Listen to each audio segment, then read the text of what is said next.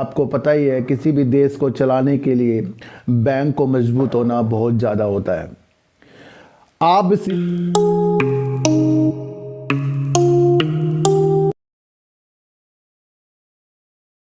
नमस्कार, मैं स्वागत करता हूं आपका अपने ही चैनल पे जिसका नाम है सार्थक बाजार से। और आज बात करते हैं सर बैंकों की। जो बैंक प्राइवेट होने वाले थे अब वो प्राइवेट क्यों नहीं हो रहे हैं और उसमें देरी क्यों हो रही है।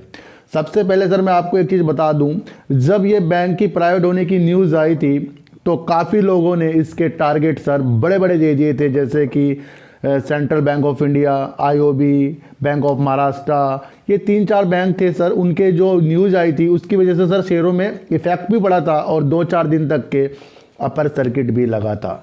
लेकिन मैंने कहीं ना कहीं उस दिन भी ये वीडियो बनाई थी कि ये सिर्फ न्यूज़ है, अभी इस पर इम्प्लीमेंट होगा और सरकार देखेगी कि इसमें करना क्या है।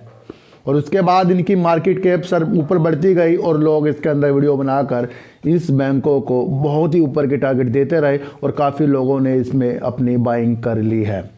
सबसे पहले एक आपको बता दूं कि ये शेयर प्राइस सर काफ़ी ऊपर तक जाएगा क्योंकि बैंकों में काम अच्छा हो गया है। और जब बैंकों में काम अच्छा हो गया है तो बैंक ग्रोथ के लिए ही जाना जाता है। और मैं आपको एक चीज़ और बता दूं, संसद के शीतकालीन सत्र में इन 2 बैंकों की चर्चा होनी थी जिसमें इन 2 बैंकों को प्राइवेट करने की मोहर लगनी थी, जो 23 दिसंबर को शीतकालीन सत्र इनका समाप्त होने वाला है। लेकिन आज एक न्यूज़ निकलकर सर ये आ रही है कि सरकार ने अभी इसके अंदर जो खामियां है, जो इन्होंने निर्णय लेने की एक सोची थी, उस पर ये अब चर्चा करेंगी। और चर्चा किसके साथ करने बैठ रहे हैं? ये चर्चा कर रहे हैं सर आरबीआई के साथ, यानी कि भारतीय रिजर्व बैंक के साथ। तो मैं आपको एक चीज़ और बता दूं सर, जैसे कृषि कानून भी आया था वो भी वापस लिया गया है, उसमें भी किसानों की जीत हुई है, किसानों ने धरना दिया था। तो इसी तरह सर 2 दिवसीय हड़ताल में बैंक के लगभग 9 लाख कर्मचारी हड़ताल पर चले गए थे बृहस्पतिवार से।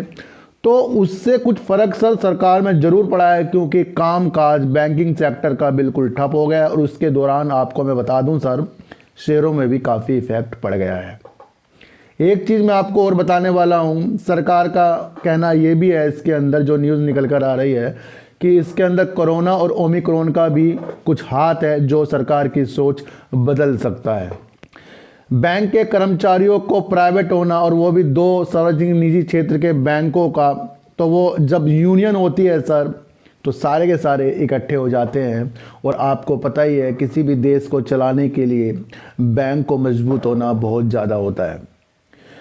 आप सिर्फ शेयर मार्केट में सर जैसे ही न्यूज़ आ जाए वैसे ही आप इन्वेस्ट करने मत लगे, उसके तथ्यों को जानें।